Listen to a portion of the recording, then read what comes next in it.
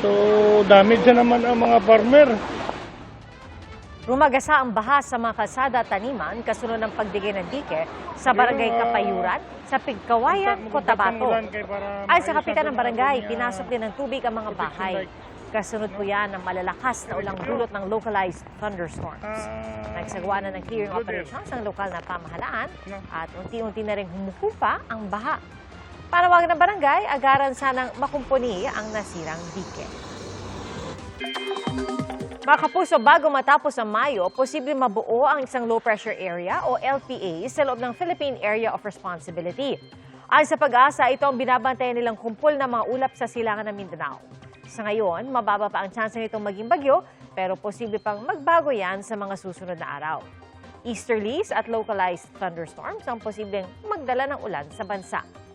Sa forecast ng Metro Weather, umaga pa lang bukas, uulanin na ang Palawan, ilang bahagi ng Eastern Visayas at Caraga Region, at mas darami pa yan sa hapon kung saan halos buong Mindanao na ang uulanin.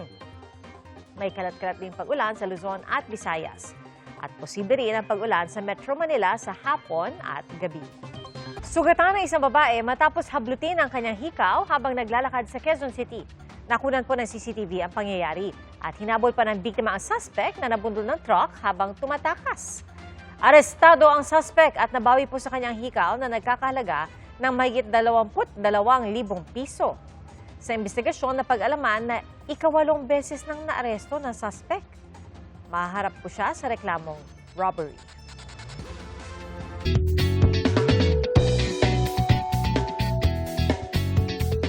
Nagambala po ang isang singing contest sa Pura Tarlac nang biglang mamatay ang mga ilaw.